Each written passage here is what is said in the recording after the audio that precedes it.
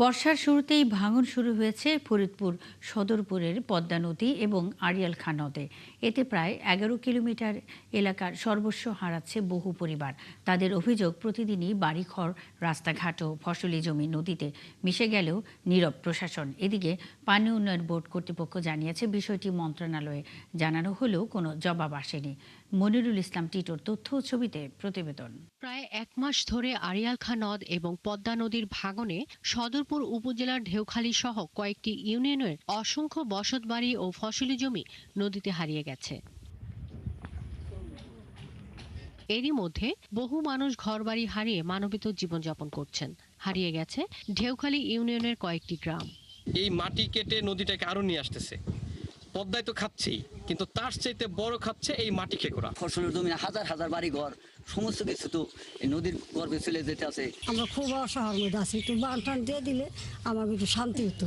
এলাকার মানুষের অভিযোগ, প্রতিদিনই বাড়িঘর, রাস্তাঘাট ও ফসলি জমি সহ বিভিন্ন গুরুত্বপূর্ণ অবকাঠামো ভেঙে যাচ্ছে, কিন্তু ভাঙন রোধে ব্যবস্থা নিচ্ছে না পানি উন্নয়ন বোর্ড। কিছুদিন আগে আমরা আশা করছিলাম নিশ্চিত আমাদের বলছিল এইখানে নদী রক্ষা বাঁধ দিয়ে দিবে, কিন্তু পাই নাই। মনে করেন যে এই নদীটা মোটামুটি আরো ৭-৮ কিলোমিটার দূরে ছিল, এখন ভাঙতে ভাঙতে একেবারে মনে করেন আমাদের সরকার চলে আসছে। আর আমরা যে বসে আছে কালকে যে ভাঙছে, এরকম যদি 10 দিন ভাঙে তাহলে বিশ্বের বাজার ধরে যাবে।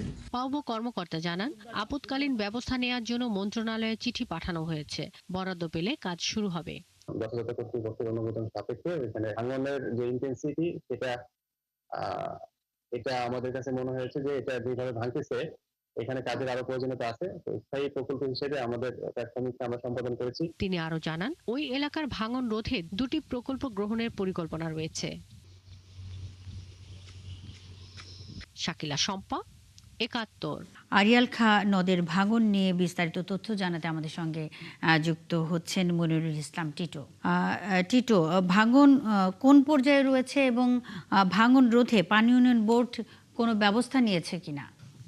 ফরিদপুর জেলাটি মূলত পদ্মা, আড়িয়াল খাঁ এবং মধুমতি নদী পরিবেষ্টিত। তো এই 3টা নদীতেই কিন্তু ভাঙন রয়েছে এবং প্রতি বছরই বিপুল পরিমাণ বাড়ি ঘর, ফসলি জমি এগুলো কিন্তু এই 3টি নদীতে ভাঙনের কবলে পড়ে।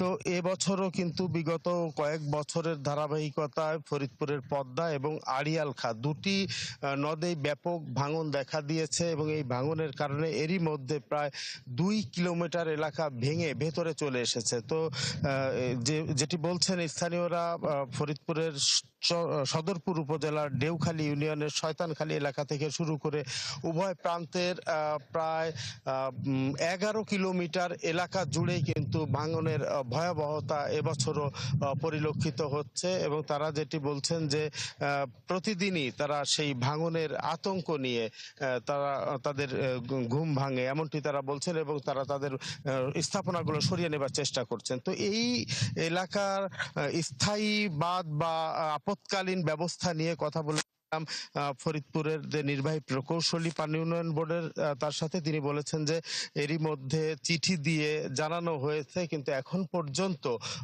অফিসিয়ালি কোনো সিদ্ধান্ত না পাওয়ার কারণে এখন পর্যন্ত কোনো ব্যবস্থা নেওয়া হয়নি। তবে দ্রুততম সময়ের মধ্যে হয়তো ব্যবস্থা নেওয়া হবে।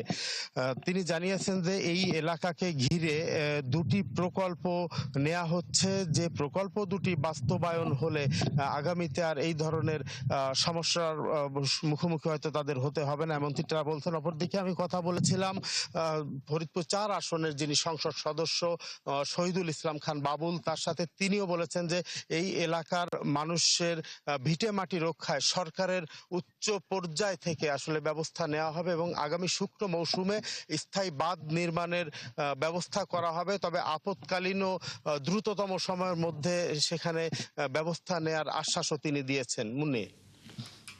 মনিরুল ইসলাম টিটো, অসংখ্য ধন্যবাদ যুক্ত এই তথ্য জানাবার জন্য। সঙ্গেই থাকবেন। ফরিদপুর সদরপুরে পদ্মা নদী ও আড়িয়াল খাঁ নদের ভাঙন নিয়ে বিস্তারিত তথ্য জানাতে মনিরুল ইসলাম টিটো আমাদের সঙ্গে এতক্ষণ যুক্ত ছিলেন।